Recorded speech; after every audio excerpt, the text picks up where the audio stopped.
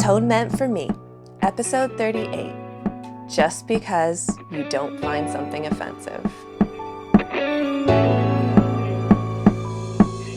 Hey Magical Misfits, it's Kate and Ivy, and welcome back to a Bloodless Tone Meant for Me. We're going to be continuing on some of the subjects that I guess I keep bringing up again and again and again, because they keep happening again and again and again. And if you're getting sick of listening, I get it. I totally understand. So today, we get to talk about opinions. And just because something is your opinion doesn't mean it's right. Doesn't mean it doesn't hurt people. Doesn't mean you don't have to share it. Did we not learn in kindergarten, if you don't have anything nice to say, don't say anything at all? Pretty rudimentary. Kind of continues forward, even if it's not speaking, even if it's typing, still a generally good thing to abide by. But you see so many people right now screaming about, that's against my free speech. First of all, we're in Canada. We don't have free speech. Hate to break it to you. It's called freedom of expression in Canada. And that means that you can say what you want, but there are consequences to your actions. You can call me any racial slur you want. I can still punch you in the face. You're freely expressing your racist opinions.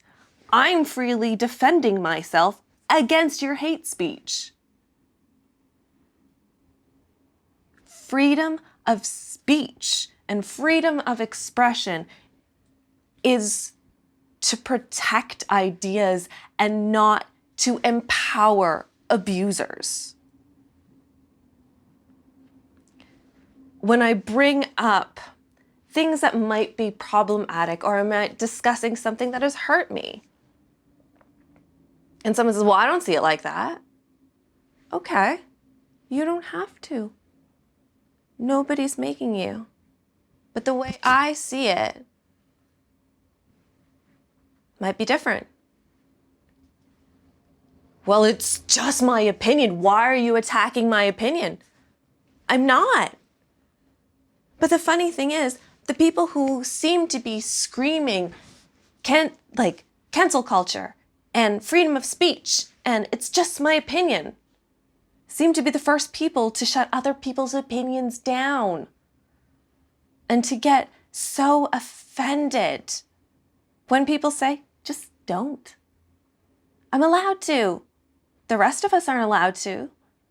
The rest of us aren't allowed to spew vitriol without consequence. There are also unimplied consequences, unwritten rules, if you will.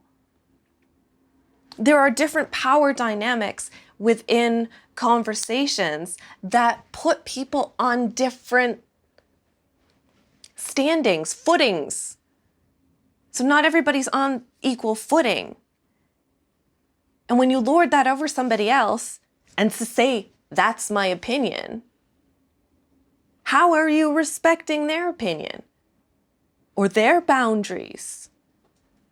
If you're saying something hateful towards somebody and you're getting offended because they don't accept your opinion because it's hurting somebody else, they have a right to attempt to eliminate that abuse by ending the conversation, walking away, telling you what they really feel. As a woman, if I am being berated by a man, I'm looking at him as a potential threat. When he's getting angry, calling me an Asian bitch, you think I can just say whatever I want? No. Because then it comes down on me. Because I have to be responsible and accountable as a functioning adult in society to not be abusive to other people and not to enforce my opinions or tones on other people to force submission to them. That's not sharing opinion. That's not debate. That is abuse. You're gaslighting their experiences by belittling them. I try to talk and explain my piece, and I get met with, yeah, but you're just sucking his dick. Your boyfriend has yellow fever. Why don't you just shut up and go back to where you belong?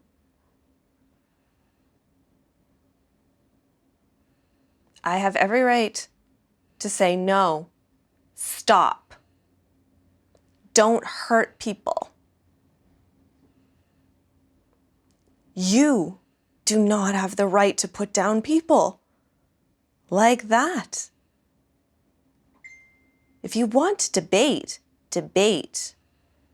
But don't bring in petty insults and racial slurs. And then your final desperate act is projecting or attacking my presumed sexual activities. Because for some reason, men love to point out anything to do with sex with me as if it's a good argument for whatever conversation we have. We could be debating history. And I don't agree, and I will be like, well, what about this incident? According to this article, this happened. As one would normally do, and they will skip right to, yeah, but you share naked pictures online. Okay.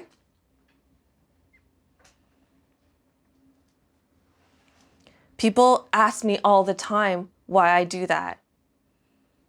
Because I understand the privilege of being fetishized. It's a double-edged sword, so I use it as a weapon. People pay attention to me when I am naked because I am sexualized. That is how I get people to listen to me. And people will still share their opinions on the way that I get my voice out without hurting other people. And yet they're screaming that they are silenced. The rest of the world, we don't get to speak our piece. We get dismissed. We get underrepresented. We get downplayed. Nobody is calling anybody out. Nobody is trying to have a size competition with other people's traumas. We've all been through shit, especially at this point. We don't have to make everybody else's existence shit just by trying to understand each other. That is not furthering any society. That is allowing oppression to divide and conquer. And that's just the tea.